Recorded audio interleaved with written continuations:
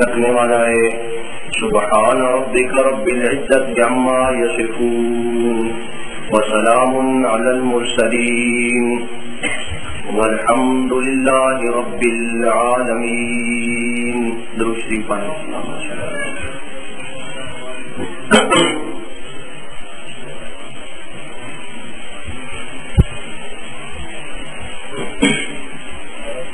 انتہائی احترام کے قابل بزرگوں، دوستوں، ساتھیوں، قرآن مجید فرقان حمید کی روح سے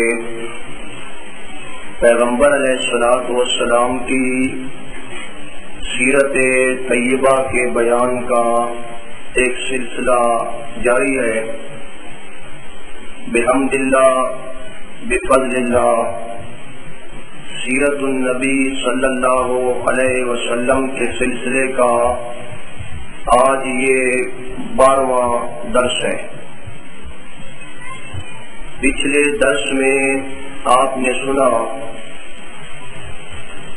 کہ ذوالقعدہ سن 6 ہجری میں پیغمبر علیہ الصلوۃ والسلام نے عمرے کا ارادہ فرمایا۔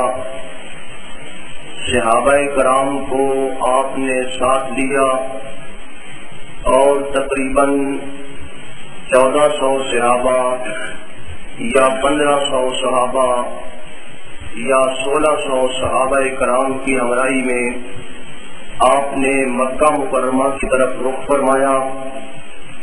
کفار مکہ نے پیغمبر علیہ الصلوۃ والسلام کو عمرہ نہ کرنے دیا اور پیغمبر علیہ الصلوۃ والسلام حدیبیہ کے اندر کچھ دن قیام کر کے واپس تشریف لائے۔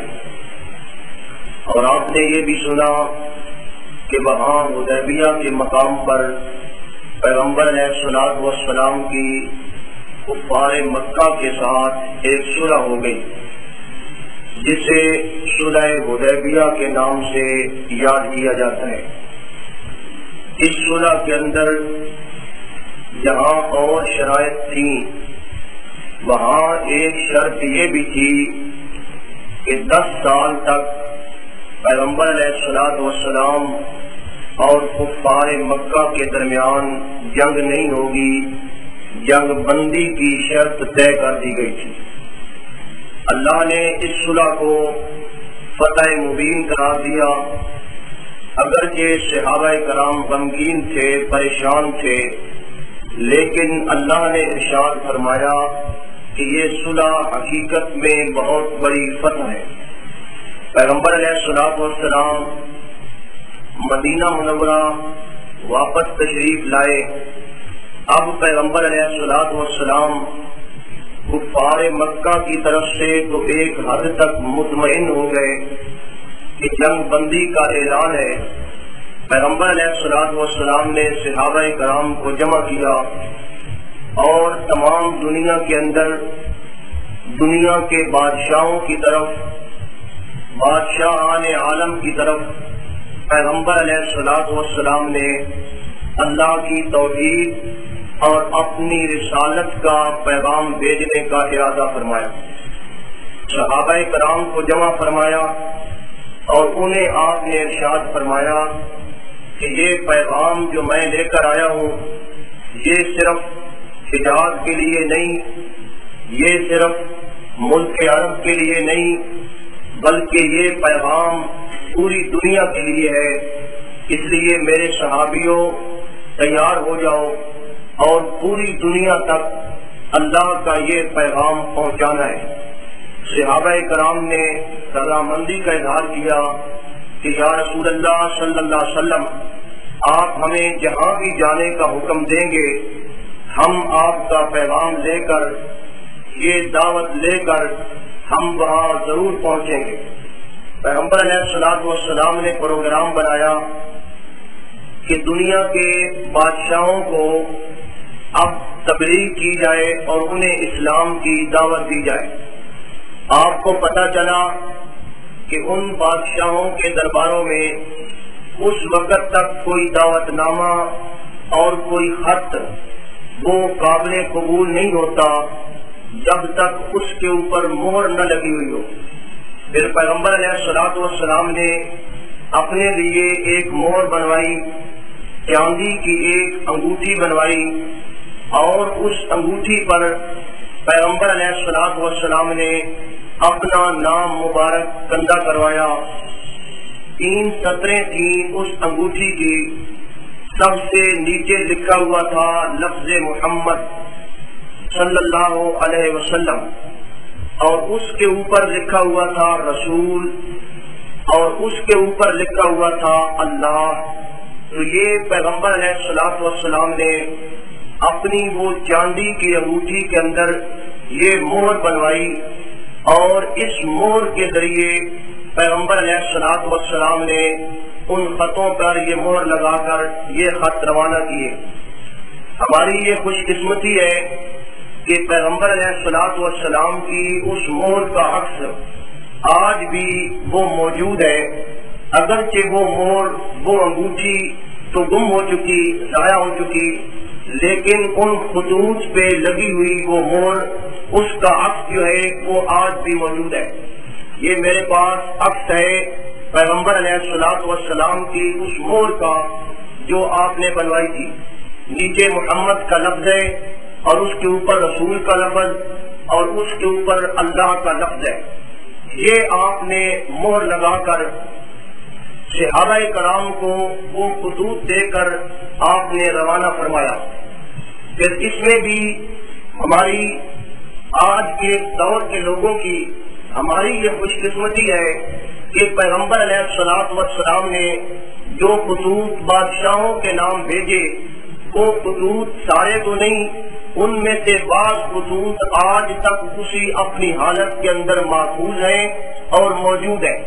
اس زمانے کی لکھائی، اس زمانے کی کتابت، پیغمبر علیہ الصلوۃ والسلام کے صحابہ کی وہ لکھائی، وہ آج تک اسی طرح ان بادشاہوں کے پرانے ریکارڈ کے اندر وہ موجود ہے۔ بڑے بڑے علماء، بڑے بڑے صلحاء اپنے اپنے دور کے اندر وہ خطوط دیکھنے کے لیے ترستے رہے اور ان خطوط کی وہ زیارت نہ کر سکے، لیکن ہماری یہ خوش قسمتی ہے کہ آج یہ فوٹو سٹیٹ کا دور آ گیا، عکس کا دور آ گیا، ہم پیغمبر علیہ الصلوۃ والسلام کے وہ خطوط اسی شکل کے اندر جس شکل میں آپ نے لکھوائے وہ ہم دیکھ سکتے ہیں۔ پیغمبر علیہ الصلوۃ والسلام نے ایک خط حضرت دہیہ کلبی رضی اللہ تعالی عنہ کے ہاتھ قیصر روم کی طرف روانہ کیا۔ روم کے بادشاہ کی طرف پیغمبر علیہ الصلوۃ والسلام نے خط روانہ فرمایا۔ جو خط آپ نے روم کے بادشاہ کی طرف روانہ فرمایا، اس خط کا یہ عکس اور اس کا یہ فوٹو اسٹیٹ میرے پاس موجود ہے۔ آپ اب بھی دیکھ سکتے ہیں، بعد میں بھی دیکھ سکتے ہیں، اور اس کے نیچے یہ پیغمبر علیہ الصلوۃ والسلام کے ہاتھوں سے، ان کی اس انگوٹھی سے یہ مہر لگی ہوئی موجود ہے۔ یہ خطوط کوئی معمولی خطوط نہیں ہے، بلکہ یہ ایک نادر چیز ہے جو آج اس دنیا کے اندر اپنی اصلی حالت کے اندر موجود ہے۔ پیغمبر علیہ الصلوۃ والسلام کے ان خطوط کا مجھے مدینہ منورہ سے مسجد نبوی کی لائبریری سے ملا، اور وہاں سے بڑی مشکل سے میں یہ 5 خطوط کا اور ان کا یہ فوٹو اسٹیٹ کرا کر لایا تاکہ آپ بھی زیارت کر سکیں، ہم بھی زیارت کر سکیں۔ پیغمبر علیہ الصلوۃ والسلام نے یہ خط حضرت دہیہ کلبی کے ہاتھ قیصر روم کی طرف روانہ کیا۔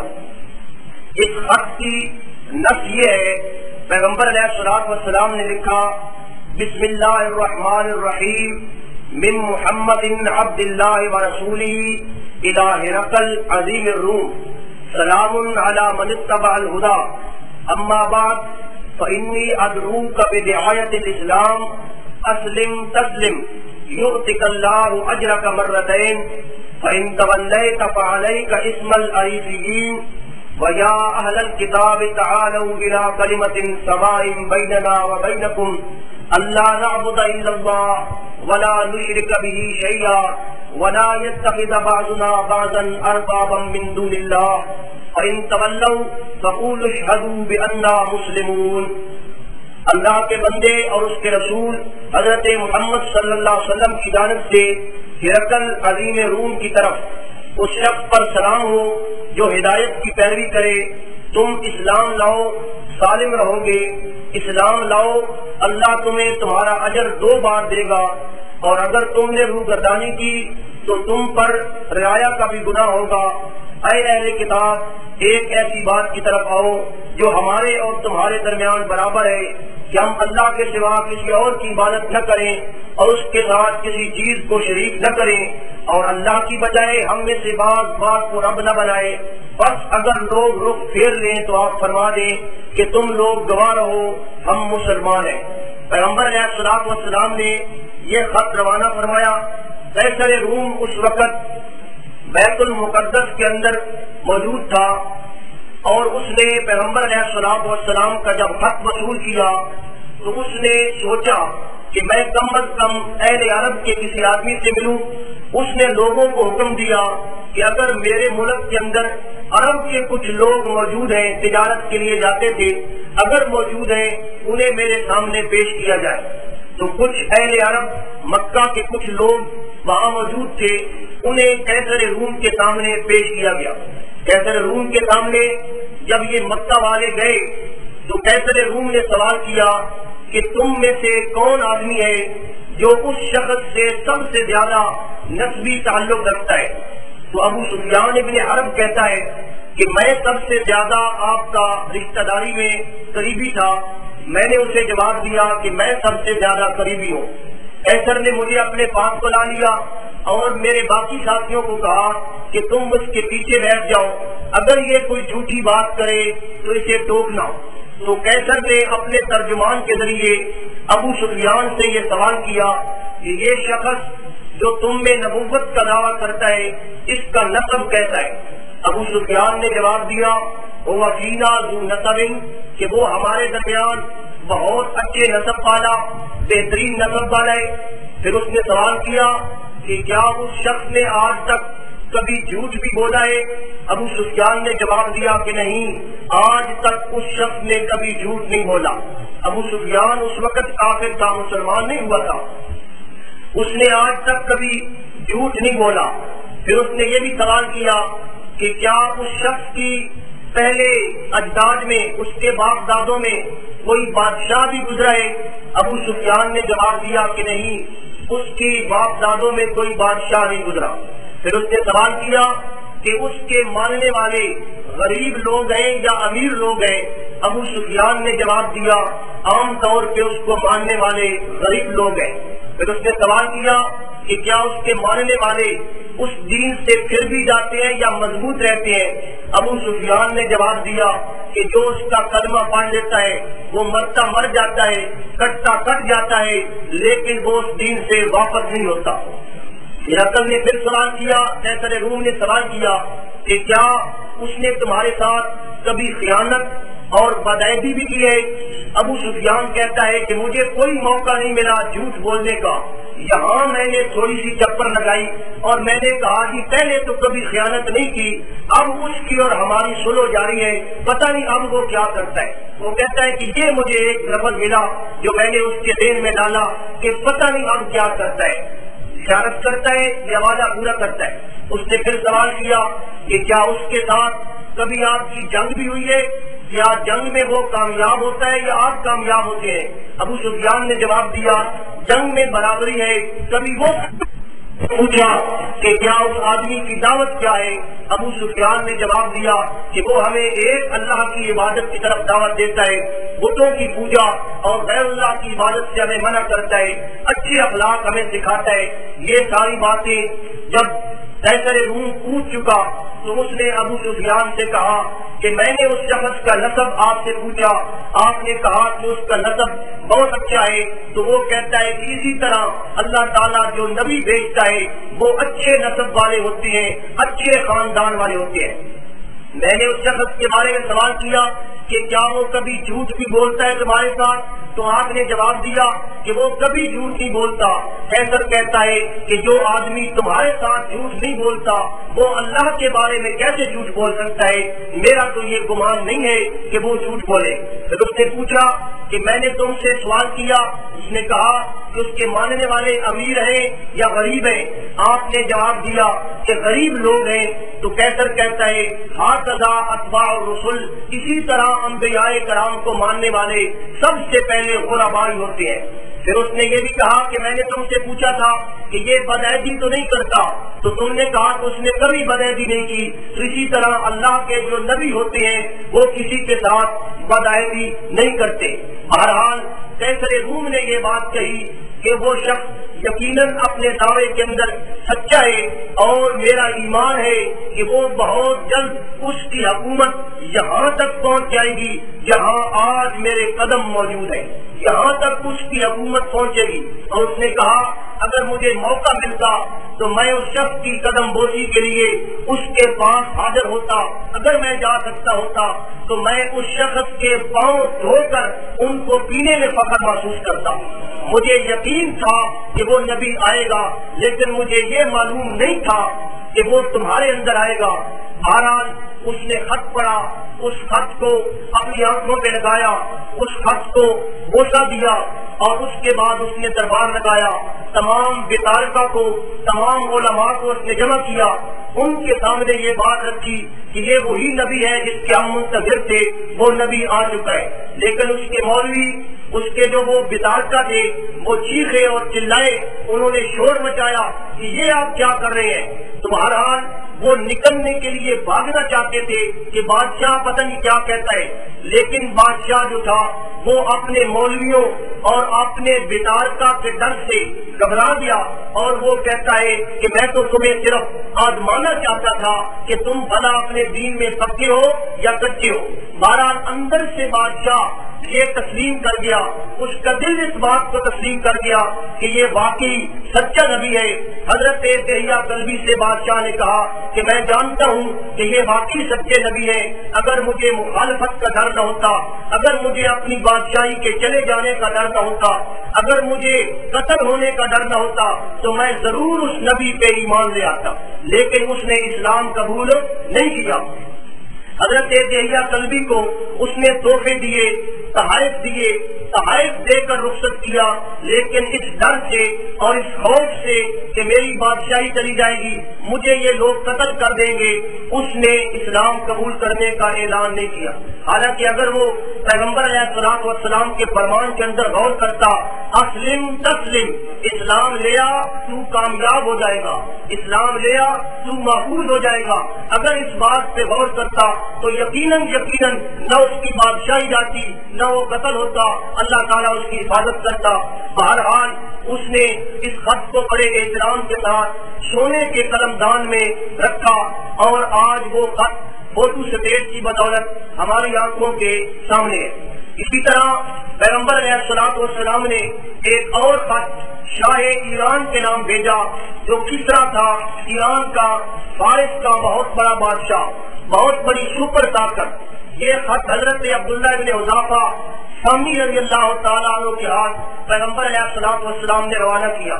جب حضرت عبداللہ ابن حذافہ سامی نے، اس خط کی بھی میرے پاس یہ نقل موجود ہے، یہ فوٹو اسٹیٹ موجود ہے، یہ ہے وہ خط پیغمبر علیہ الصلوۃ والسلام کا جو آپ نے فارس کے بادشاہ کسرا کی طرف حضرت عبداللہ ابن حذافہ سامی کے ہاتھ آپ نے روانہ کیا۔ یہ خط جب وہاں پہنچا، کسرا آگ بگولا ہو گیا، بڑا غصے میں آ گیا، شدید غصے میں آ گیا، اور وہ کہنے لگا کہ یہ میرا غلام ہو کر، میری بادشاہی کا ایک ادنا فرد ہو کر یہ مجھے خط لکھتا ہے، اور یہ مجھے اپنے اوپر ایمان لانے کی دعوت دیتا ہے، اور یہ اپنا نام میرے نام سے پہلے لکھتا ہے۔ پیغمبر علیہ الصلوۃ والسلام کا یہ طریقہ کار تھا، آپ سب سے پہلے یہ لکھتے تھے من محمد رسول اللہ، یہاں بھی آپ نے لکھا من محمد رسول اللہ الی کسرا عظیم فارس، کہ یہ خط کسرا کی جانب ہے محمد رسول اللہ صلی اللہ علیہ وسلم کی طرف سے۔ اسے اس بات پہ بڑا غصہ آیا کہ میں اتنا بڑا بادشاہ، میں پوری دنیا کی سپر طاقت کا بادشاہ، اور عرب کا ایک بدو میری طرف خط لکھے اور اپنا نام میرے نام سے پہلے لکھے. اس ظالم نے پیغمبر علیہ الصلوۃ والسلام کا خط حضرت عبداللہ بن حذافہ سامی کے ہاتھ سے چھینا اور اس خط کو اس نے پھاڑ کر نیچے پھینک دیا. یہ اس خط پہ پھٹنے کے نشان اب بھی موجود ہیں جو اس نے پھاڑا. بعد میں تو وہ اٹھا لیا گیا. بہرحال اس نے غصے میں آ کر خط کو پھاڑ دیا. حضرت عبداللہ بن حذافہ سامی کو بھی قتل کرنا چاہا, لیکن یہ بیچارے وہاں سے جان بچا کر بڑی مشکل سے اس کے دربار سے جان بچا کر یہ پیغمبر علیہ الصلوۃ والسلام کے ساتھ مدینہ منورہ پہنچ گئے. اور آپ کو سارا واقعہ بتایا کہ یا رسول اللہ صلی اللہ علیہ وسلم, میں نے ان تک آپ کا خط پہنچایا. اس آدمی نے یہ کیا اور آپ کے خط کی توہین کی اور آپ کے خط کو پھاڑ دیا. پیغمبر علیہ الصلوۃ والسلام نے اور کچھ نہیں کہا, صرف یہ فرمایا مزق اللہ ملکہ, اس نے میرا خط پھاڑ دیا, اللہ اس کی بادشاہی کو ٹکڑے ٹکڑے کر دے. یہ آپ نے فرمایا اور اس کے بعد خاموش ہو گئے. کسرا کو یہ بعد میں احساس ہوا کہ میں نے تو اس آدمی کو بھی گرفتار نہیں کیا, وہ عبداللہ بن حذافہ سامی وہ بھی چلا گیا. بہرحال اس کا غصہ تھما نہیں. اس نے یمن کے گورنر کو لکھا, بازان کو لکھا. بازان یمن کا گورنر تھا اور کسرا کے تابع تھا. اسے اس نے خط لکھا کہ فوری طور پر اس آدمی کو جو نبوت کا دعویٰ کرتا ہے اور جس نے میری طرف خط لکھنے کی جسارت کی ہے, فوری طور پہ اسے گرفتار کر کے میرے دربار میں حاضر کیا جائے. یمن کا گورنر بازان جب اسے یہ کسرا کا آرڈر ملا, اس نے فوری طور پہ ایک آرڈر نامہ لکھا, وارنٹ گرفتاری جاری کیے پیغمبر علیہ الصلوۃ والسلام کے لیے. اور دو بڑے مضبوط فوجی بڑے اسلحہ کے لیس, انہیں بڑے آفیسروں کو بھیج دیا مدینہ منورہ میں کہ جائیں اور پیغمبر علیہ الصلوۃ والسلام کو یہ آرڈر دکھا کر انہیں گرفتار کر کے میرے پاس لائے اور انہیں کسرا کے سامنے پیش کرنا ہے. یہ دونوں فوجی چلتے چلاتے مدینہ منورہ میں پہنچے. راستے میں جہاں بھی انہیں کافروں نے دیکھا, مکے والوں کو پتا چلا, بڑے خوش ہوئے. انہوں نے کہا جی ہمارے ساتھ لڑائیاں کرتا تھا, اب آیا نا اس کا مقابلہ کسرا کے ساتھ, فارس کے بادشاہ کے ساتھ, اب اس کا کیا بنے گا, اب اس کا تماشا دیکھیں گے. تو بہرحال یہ دونوں فوجی پیغمبر علیہ الصلوۃ والسلام کے پاس مدینہ منورہ میں پہنچے. پیغمبر علیہ الصلوۃ والسلام کو دھمکی آمیز لہجے میں انہوں نے وہ خط پہنچایا, وہ آرڈر پہنچایا اور پیغمبر علیہ الصلوۃ والسلام سے کہنے لگے کہ چلے ہمارے ساتھ چلیں, ہم آپ کو لینے کے لیے آئے ہیں, آپ کی گرفتاری کے وارنٹ ہیں, آپ نے کسرا کے دربار میں پیش ہو رہے, آپ کی اس کے سامنے تاریخ ہے, وہ آپ کو بلاتا ہے. پیغمبر علیہ الصلوۃ والسلام کہ صحابہ کرام بڑے حیران ہیں کہ یہ کیا معاملہ بن گیا. پیغمبر علیہ الصلوۃ والسلام نے جب ان کی بات سنی تو آپ مسکرائے اور مسکرانے کے بعد آپ نے فرمایا کہ کل میرے پاس آنا, کل میرے پاس حاضر ہونا. انہوں نے سمجھا کہ شاید ان کو کوئی کام ہوگا, آج ہمارے ساتھ نہیں جانا چاہتے, کل تک یہ تیاری کر لیں گے. بہرحال ان کے وہم و گمان میں بھی یہ نہیں تھا کہ پیغمبر علیہ الصلوۃ والسلام ہمارے پاس نہیں جائیں گے. وہ تو سمجھ رہے تھے اتنا بڑا بادشاہ, اس کا آرڈر ہے, یہ تو ہمارے ساتھ چل پڑیں گے. پیغمبر علیہ الصلوۃ والسلام نے فرمایا کل میرے پاس آنا. کل دوبارہ وہ دونوں فوجی پیغمبر علیہ الصلوۃ والسلام کے پاس آئے اور آ کر کہنے لگے چلیں گے آپ ہمارے ساتھ چلیں, دیر نہ لگائیں, تیاری کریں. پیغمبر علیہ الصلوۃ والسلام نے فرمایا تم مجھے کسرا کا پیغام دیتے ہو اور میں یہ کہتا ہوں کہ آج کی رات کسرا کو اس کے بیٹے شیروے نے آج کی رات کسرا کو قتل کر دیا. کسرا قتل ہو چکا ہے, وہ قتل ہو چکا ہے, اس کے بیٹے نے اسے قتل کر دیا. اب وہ فوجی بڑے حیران ہیں. وہ کہتے ہیں جی آپ منہ سنبھال کر بات کریں, آپ اتنے بڑے بادشاہ کے بارے میں کیا بات کہہ رہے ہیں, آپ کی اس بات کا بھی حساب ہوگا. آپ اتنی بڑی جسارت کر رہے ہیں کہ کسرا قتل ہو گیا, جہاں سے تو وہ کتنے مہینوں کا فاصلہ ہے, اگر آج رات وہ قتل ہو گیا آپ کو کیسے پتا چل گیا؟ یہ تو بڑی عجیب بات ہے, آپ بڑی جسارت کر رہے ہیں. ہم بازان کو یہ بات بتائیں گے. پیغمبر صلی اللہ علیہ وسلم نے فرمایا یمن کے گورنر بازان کو یہ بات بھی بتا دینا کہ کسرا آج کی رات قتل ہو گیا, اور اسے یہ بات بھی بتا دینا کہ میری حکومت اور میری دعوت اور میرا کلمہ وہاں بھی پہنچے گا جہاں آج کسرا کی بات صحیح ہے, وہاں میرا کلمہ پہنچے گا, وہاں میرا دین پہنچے گا. ارسل رسولہ بالہدی ودین الحق لیظہرہ علی الدین کلہ وکفی باللہ شہیدا. وہ فوجی بڑے حیران ہیں. وہ کہنے لگے کہ ہم بازان کو جا کر بتائیں گے. بہرحال وہ واپس ہوئے, بازان کو جا کر بتایا. بازان نے کہا انتظار کرتے ہیں, اگر واقعی یہ خبر سچی نکلی تو واقعی یہ شخص خدا کا نبی ہے, کیونکہ اور تو کوئی ذریعہ نہیں ہے خبر ملنے کا. 15 دن کے بعد بازان کو سرکاری طور پر یہ اطلاع مل گئی کہ کسرا قتل ہو چکا ہے. اس کے بیٹے شیروے نے اسے قتل کر دیا اور وہ خود تخت بادشاہی پر بیٹھ گیا. اور ساتھ ہی اس کے بیٹے شیروے کا یہ پیغام بھی مل گیا کہ میرے باپ نے جس شخص کی گرفتاری کو حکم دیا تھا فی الحال میں ان آرڈروں کو منسوخ کرتا ہوں. بازان یہ بات دیکھ کر وہ اپنا کسرا کی موت کی خبر سن کر اللہ نے بازان کو اسلام کی توفیق عطا فرمائی اور وہ مسلمان ہو گیا کہ واقعی یہ اللہ کا پیغمبر ہے. خدا تعالیٰ بتانے پہ آئے تو کتنے میل میل کی خبر ہے اللہ نے اپنے پیغمبر کو بتا دی. تو اس طرح پیغمبر علیہ الصلوۃ والسلام پہ یہ یمن کا گورنر یہ بازان ایمان لایا اور پیغمبر صلی اللہ علیہ وسلم نے اسے اس کے ملک پہ قائم رکھا. ایک اور خط پیغمبر علیہ الصلوۃ والسلام نے حضرت عمرو بن امیہ زمری کے ہاتھ نجاشی شاہ حبشہ کے نام بھیجا. حبشہ کا بادشاہ اسحمہ, اس کے بعد پیغمبر صلی اللہ علیہ وسلم نے وہ خط بھیجا. حضرت عمرو بن امیہ زمری وہ خط لے کر نجاشی کے دربار میں گئے. نجاشی نے پیغمبر علیہ الصلوۃ والسلام کے خط کا بڑا احترام کیا, اسے آنکھوں سے لگایا, بلکہ اس خط کو لینے کے لیے وہ اپنے تخت سے اترا, زمین پر اتر آیا اور زمین پر بیٹھ کر اس نے پیغمبر علیہ الصلوۃ والسلام کا وہ خط لیا. اور وہ خط پڑھنے کے بعد اس نے حضرت جعفر بن ابی طالب رضی اللہ تعالیٰ عنہ جو وہاں میں نے عرض کیا تھا یہ ہجرت کر کے ملک حبشہ گئے تھے, ابھی تک یہ لوگ وہاں تھے, انہیں بلایا اور ان کے ہاتھ پہ اس نے اسلام قبول کیا. اور پیغمبر علیہ الصلوۃ والسلام کا یہ خط جو آپ نے نجاشی کے نام بھیجا ہے, یہ خط کی فوٹو اسٹیٹ میرے سامنے موجود ہے, آپ کے سامنے ہے. پیغمبر صلی اللہ علیہ وسلم نے یہ خط حضرت عمرو بن امیہ زمری کے ہاتھ نجاشی کی طرف بھیجا.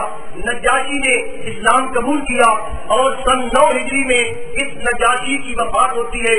پیغمبر علیہ الصلوۃ والسلام نے صحابہ کرام کو اطلاع دی کہ نجاشی جو ہے وہ فوت ہو چکا ہے, اور پیغمبر صلی اللہ علیہ وسلم نے اس کی خصوصیت کے ساتھ غائبانہ نماز جنازہ بھی پڑھی. اور اس طرح حضرت جعفر بن ابی طالب رضی اللہ تعالیٰ عنہ کے ہاتھ پہ یہ اسلام قبول کرتا ہے, بلکہ حضرت جعفر کو 16 آدمیوں کے سمیت ہدایہ اور تحائف کے ساتھ یہ مدینہ منورہ کی طرف روانہ بھی کرتا ہے.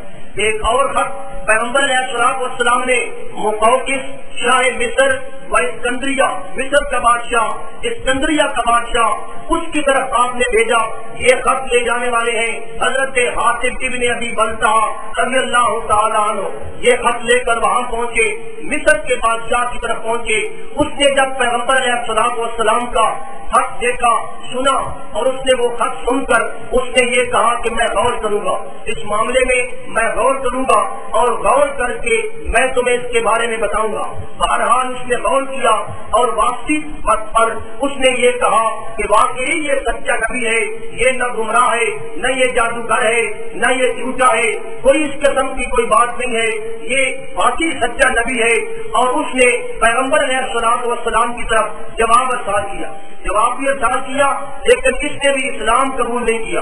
پیغمبر علیہ الصلوۃ والسلام کی طرف تحائف بھیجے, کپڑے بھیجے. پیغمبر صلی اللہ علیہ وسلم کی طرف اس نے ایک خچر بھی روانہ کیا. 2 لونڈیاں بھی پیغمبر صلی اللہ علیہ وسلم کی طرف روانہ کی اور اس نے اسلام قبول نہیں کیا. ان میں سے ایک لونڈی کا نام تھا حضرت ماریا کنتیا رضی اللہ تعالی عنہا, جن سے پیغمبر علیہ الصلوۃ والسلام کے صاحبزادہ حضرت ابراہیم پیدا ہوئے, جن کا واقعہ 12 سن چکے ہیں. ماریا کنتیا ان 2 لونڈیوں میں سے ایک لونڈی تھی. تو مصر کے بادشاہ نے تحائف وغیرہ بھیجے, غور کا پروگرام بنایا کہ میں غور کروں گا, غور کر کے بتاؤں گا.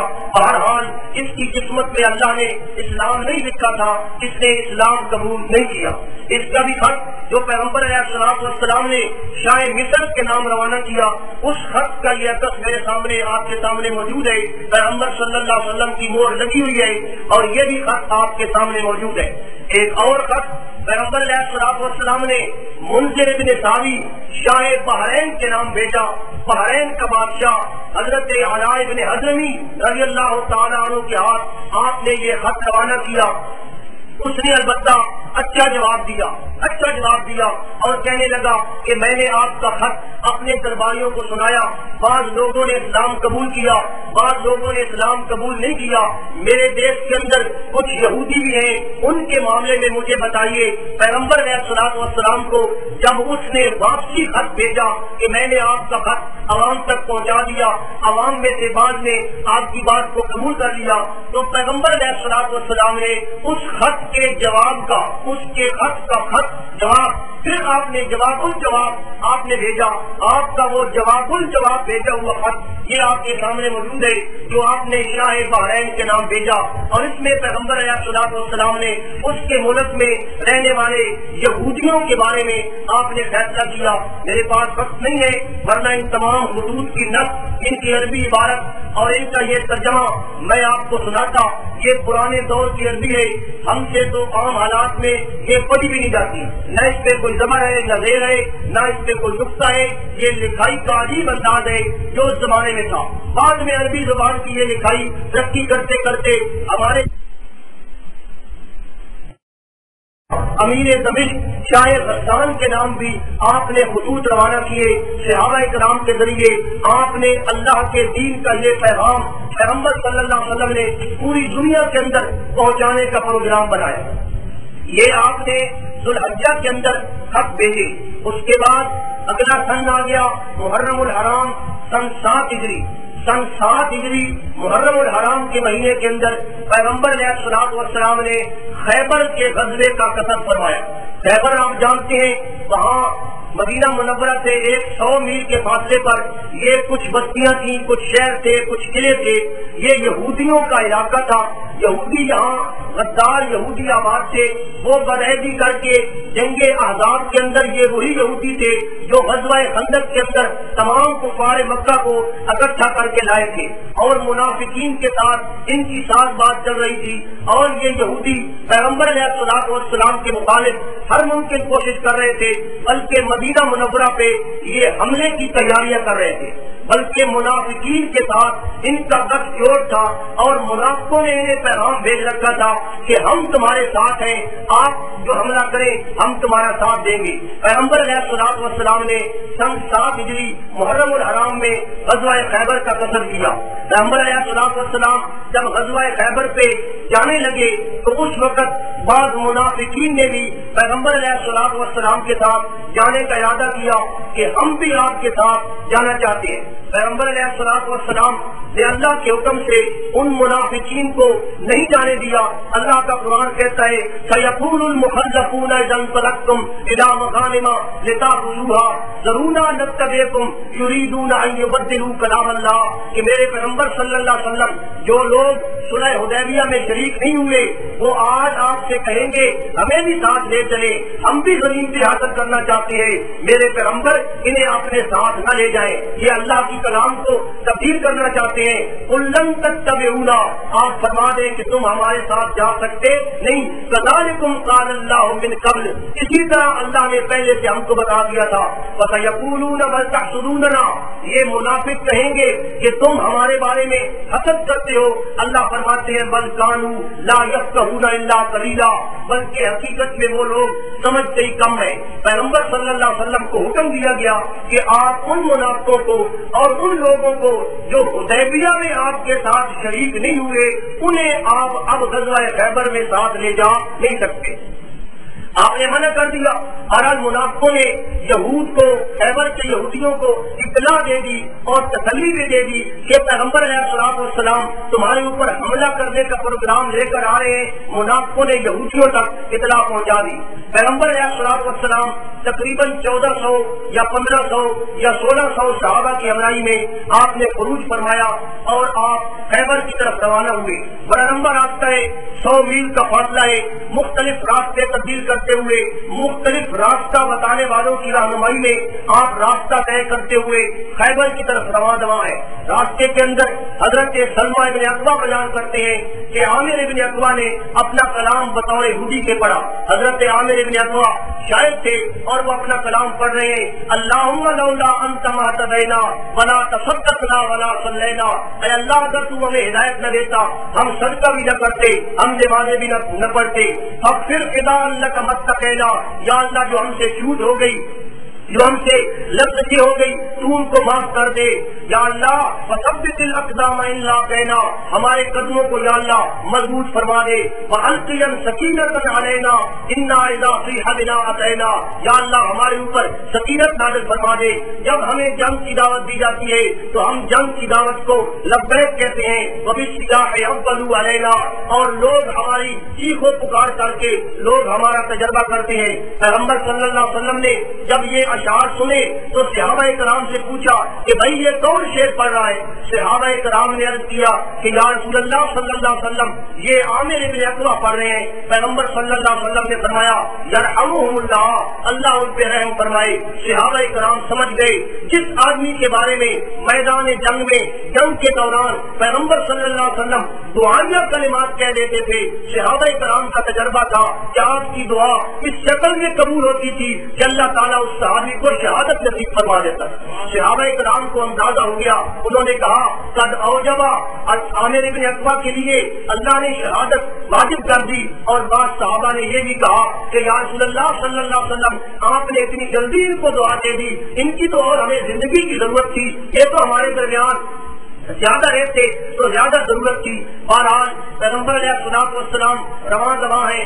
آخری رات پیغمبر علیہ الصلوۃ والسلام نے جس رات کے بعد آپ نے صبح خیبر والوں کے ساتھ جنگ کی، وہ آپ نے خیبر کے قریب گزاری، انتہائی قریب۔ یہودیوں کو خیبر والوں کو کوئی پتہ نہیں چلا کہ پیغمبر علیہ الصلوۃ والسلام آ چکے ہیں۔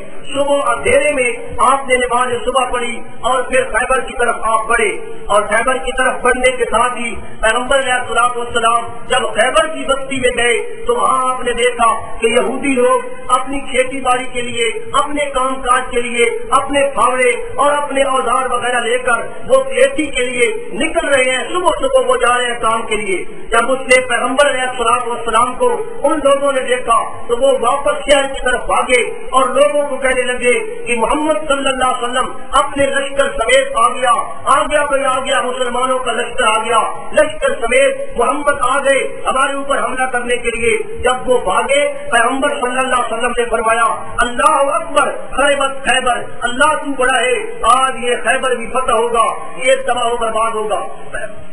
پیغمبر صلی اللہ علیہ وسلم نے وہاں اللہ سے دعا مانگی اللہم رب السماوات السبع وما اضللنا ورب الارضین السبع وما اضللنا ورب الشیاطین وما اضللنا فإنا نسألک خیر هذه القرية، اے اللہ تو سات آسمانوں کا رب ہے، اے اللہ تو سات زمینوں کا رب ہے، اللہ تو شیاطین کا رب ہے، اللہ ہم اس بستی کی بہتری تجھ سے سوال کرتے ہیں، وخیر اہلھا، اور اس کے رہنے والوں سے بھی ہم بہتری کا سوال کرتے ہیں، وخیر معافیہ، ہم ہر اس بہتری کا سوال کرتے ہیں جو اس کے اندر ہے، ونعوذ بک من شر هذه القرية، اے اللہ ہم اس بستی کے شر سے تیری پناہ مانگتے ہیں، ومن شر اہلھا وشر ما فیہا، اور اس بستی کے رہنے والوں کی شر سے تو ہمیں محفوظ فرما، اور اس بستی کے اندر جو بھی شر ہے اس سے محفوظ فرما۔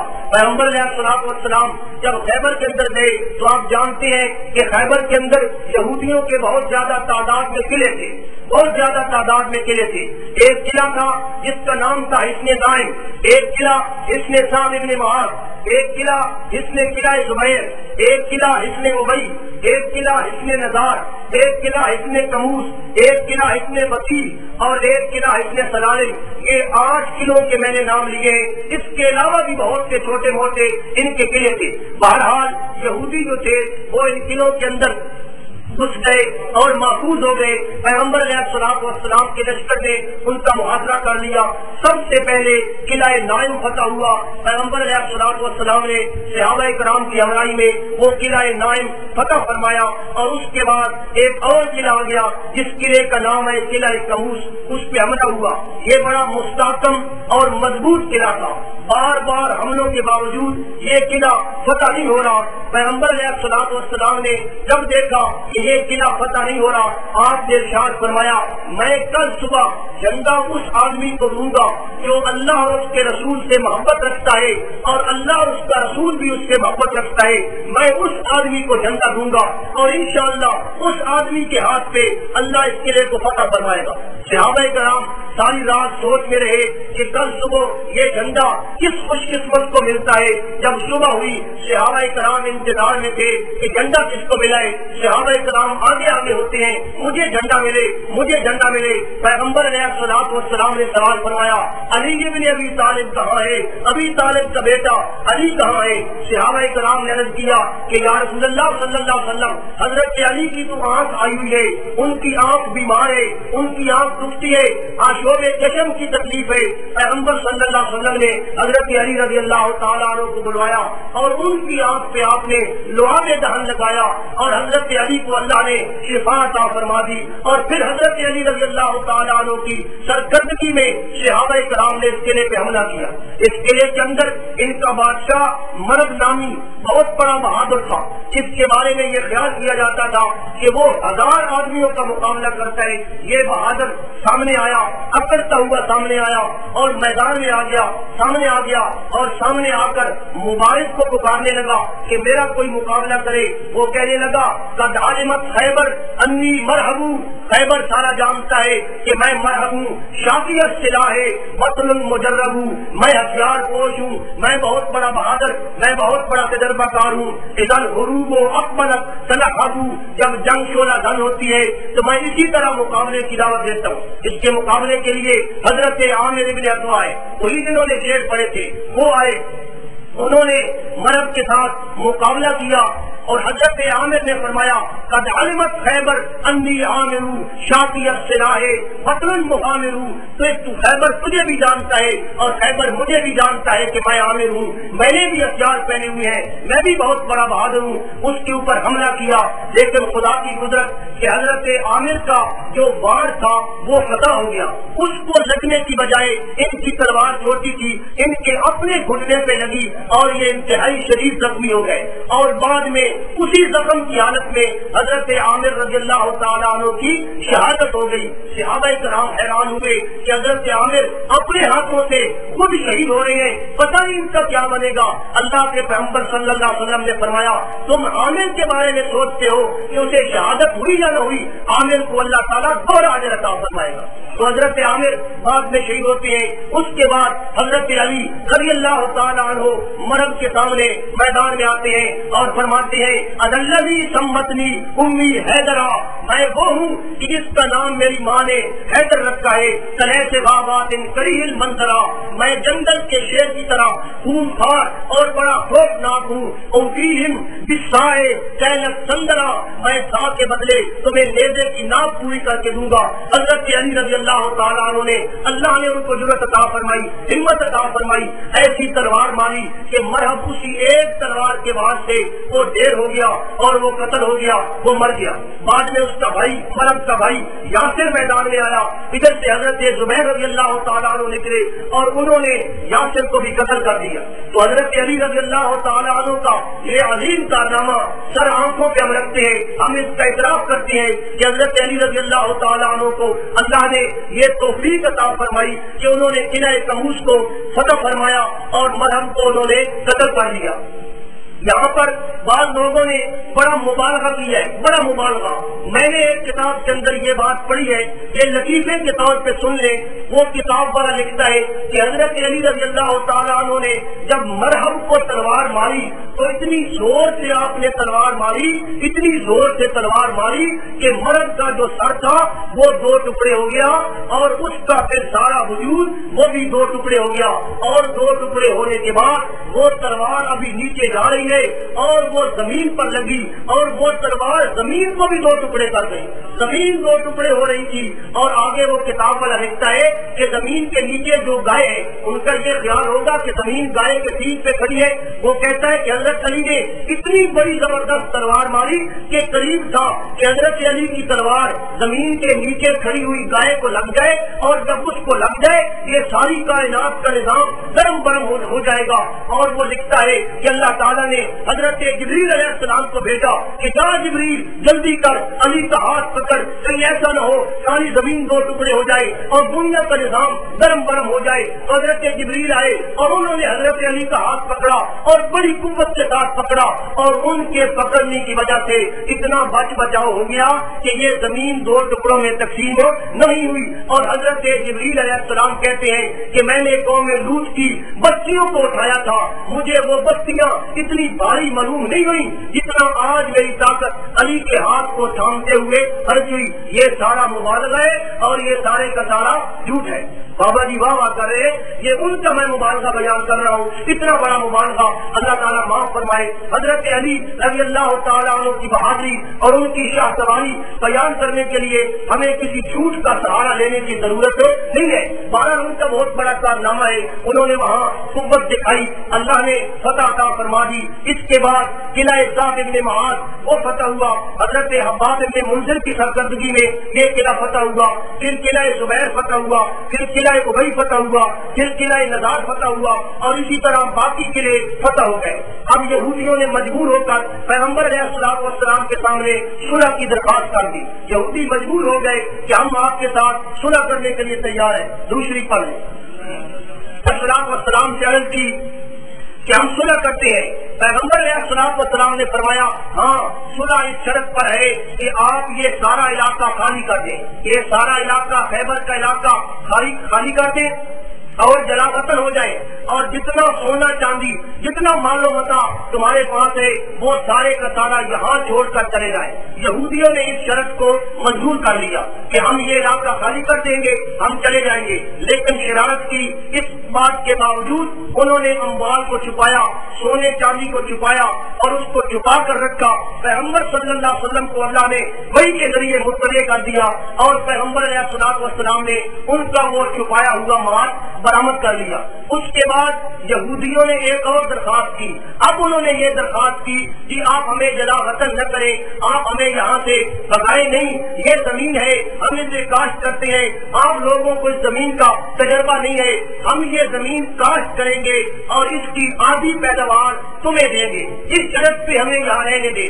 پیغمبر علیہ الصلوۃ والسلام کے سامنے جب یہ درخواست انہوں نے پیش کی تو پیغمبر علیہ الصلوۃ والسلام نے ان کی درخواست کو منظور کر لیا اور فرمایا نقرکم علی ذلک ما شئنا, کہ جب تک ہم چاہیں گے ہم تمہاری شرط پہ تمہیں یہاں قائم رکھیں گے, اور جب ہمارا دل چاہے گا ہم اسی سابقہ فیصلے کے مطابق تمہیں جلا وطن کر دیں گے. اب یہودی بن گئے پیغمبر علیہ الصلوۃ والسلام کے صحابہ کرام کے مزارع, کھیتیوں میں کام کرنے والے, آدھی پیداوار صحابہ کرام کو ملتی ہے. پیغمبر علیہ الصلوۃ والسلام نے خیبر کی غنیمتوں کے 36 حصے کیے, ان زمینوں کے 36 حصے کیے, اور ہر حصے کے اندر 100 حصہ تھا, تو اس طرح 3600 حصے بنتے ہیں. 1800 شرکائے جہاد میں پیغمبر صلی اللہ علیہ وسلم نے حصے تقسیم کر دیے, ہر آدمی کو ایک ایک حصہ دیا. اگر 1200 آدمی پیدل تھے تو ہر پیدل کو آپ نے ایک ایک حصہ دیا. باقی 200 آدمی گھوڑوں پہ سوار تھے تو ان 200 آدمیوں کو پیغمبر علیہ الصلوۃ والسلام نے ایک ایک حصہ آدمی کو دیا اور 2 حصے اس کے گھوڑے کے نکالے.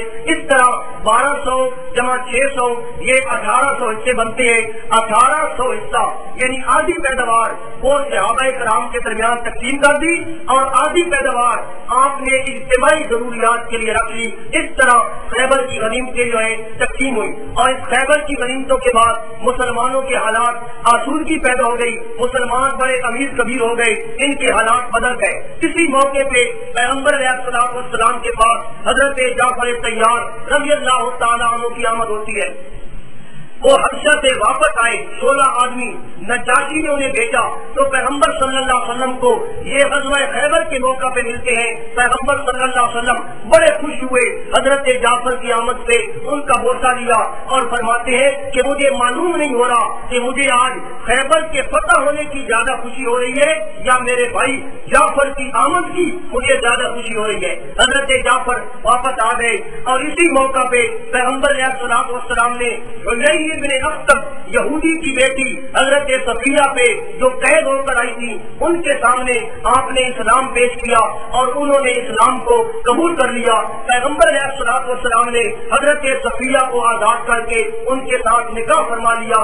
اب حضرت صفیہ کیا بن گئی؟ ام المؤمنین حضرت صفیہ رضی اللہ تعالی عنہ وہ ام المؤمنین بن گئی۔ اور یہی وہ موقع تھا جب ایک یہودی عورت زینب بنت حارث نے پیغمبر علیہ السلام کے لیے زہر آلود گوشت پیش کیا۔ اس نے پیغمبر علیہ السلام کی دعوت کی اور اس نے یہ پتہ کر لیا کہ پیغمبر صلی اللہ علیہ وسلم کو کون سا گوشت پسند ہے۔ پتہ چلا کہ بازو کا گوشت آپ کو پسند ہے تو اس نے اس بکری کے دست اور بازو کے اندر کچی طرح زہر ملا دیا، پوری بکری کے اندر زہر ملا دیا اور پیغمبر صلی اللہ علیہ وسلم کی دعوت کر دی۔ پیغمبر صلی اللہ علیہ وسلم نے اس کی دعوت کو قبول کر لیا۔ جب پیغمبر علیہ السلام نے پہلا لقمہ لیا، لقمہ آپ نے ابھی تک نگلا نہیں، آپ نے فوراً تھوک دیا اور صحابہ کرام کو فرمایا خبردار اس بکری کے گوشت کھانے سے رک جاؤ۔ وہ لوگ حیران ہیں کہ پیغمبر صلی اللہ علیہ وسلم کیسے اطلاع دے رہے؟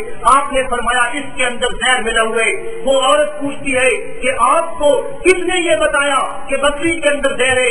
اللہ کے پیغمبر صلی اللہ علیہ وسلم نے فرمایا قد اخبرتنی هذه الذرا، مجھے اس بکری کے گوشت سے بول کر بتایا کہ میرے اندر زہر ملا ہوا ہے، آپ میرا گوشت نہ کھائیں۔ پیغمبر صلی اللہ علیہ وسلم رک گئے لیکن بعض صحابہ نے زیادہ بھی کھا لیا۔ حضرت بشر بن برا ایک صحابی تھے رضی اللہ تعالیٰ عنہ، انہوں نے ذرا لقمہ اندر نکل لیا اور ان کا یہ کھانا کھانے کی وجہ سے حضرت بشر رضی اللہ تعالیٰ عنہ کی وفات ہو گئی، وہ فوت ہو گئے۔ یہاں سے مسئلہ علم غیب بھی حل ہو گیا کہ جب اللہ تعالیٰ بتانے پہ آئے تو بتا دے، نہ بتانے پہ آئے تو پیغمبر علیہ السلام کو بھی یہ پتہ نہیں کہ بکری کے زہر کے اپنا گوشت کے اندر زہر ملا ہوئے اور صحابہ کرام کھا رہے ہیں۔ اگر پیغمبر علیہ السلام کو پہلے سے پتہ ہو تو آپ مجھے بتائیں حضرت بشر بن برا اور ان صحابہ کرام کی موت کا ذمہ دار کون ہے جنہوں نے گوشت کھا لیا؟ پیغمبر صلی اللہ علیہ وسلم کو جب اللہ نے بتایا تو پتہ چل گیا اور جب نہیں بتایا تو پتہ نہیں چلا۔ جب یہ بات یہودیوں کے یہ قلعے خیبر کے قلعے فتح ہونے کی خبر یہ اہل فدق کو ملی، فدق بھی ایک علاقہ تھا وہاں بھی یہودی آباد تھے، وہ مروب ہو گئے اور انہوں نے بغیر جنگ کے پیغمبر علیہ السلام کی طرف پیغام بھیج دیا کہ جس طرح خیبر والوں نے آدھی پیداوار دینے پہ صلح کر لی ہے، ہم بھی بغیر جنگ کے تمہارے ساتھ صلح کرتے ہیں، ہم فدق کی آدھی پیداوار دیں گے۔ اور اس طرح پیغمبر علیہ السلام نے فدق والوں کے ساتھ صلح کر لی اور فدق کا مال پیغمبر صلی اللہ علیہ وسلم نے صحابہ کرام سے تقسیم نہیں کیا کیونکہ وہاں پر صحابہ کرام نے کوئی محنت نہیں کی۔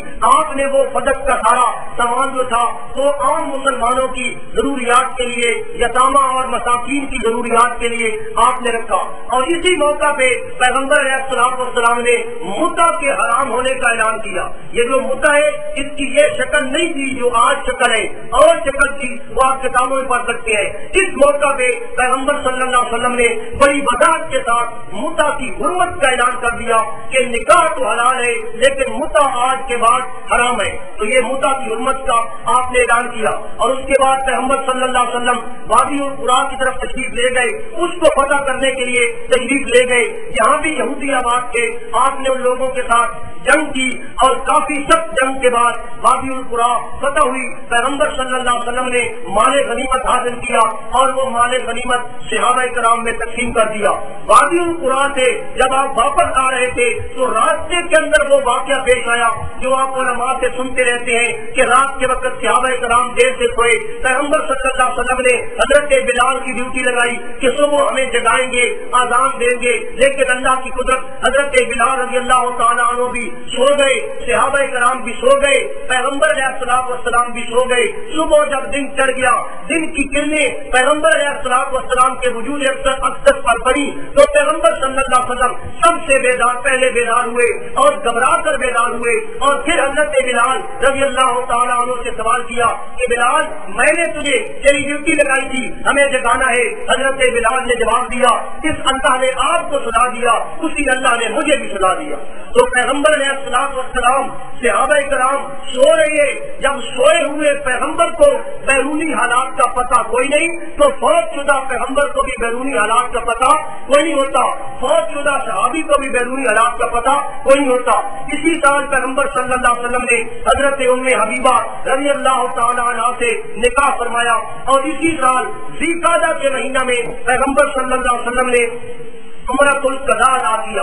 وہ جو پچھلے سال عمرہ مشرکین مکہ نے نہیں کرنے دیا تھا، پیغمبر صلی اللہ علیہ وسلم نے وہ عمرہ ادا کیا۔ حضرت عبداللہ ابن رواحہ آپ کے ساتھ ہیں، وہ آگے آگے شعر پڑھ رہے ہیں، خلو بن الکفار عن سبیلہ خلو فکل الخیر فی رسولہ قد انزل الرحمن فی تنزیلہ فی صحف تتلی علی رسولہ یا رب انی مؤمن بقیلہ انی رأیت القوم فی قبولہ۔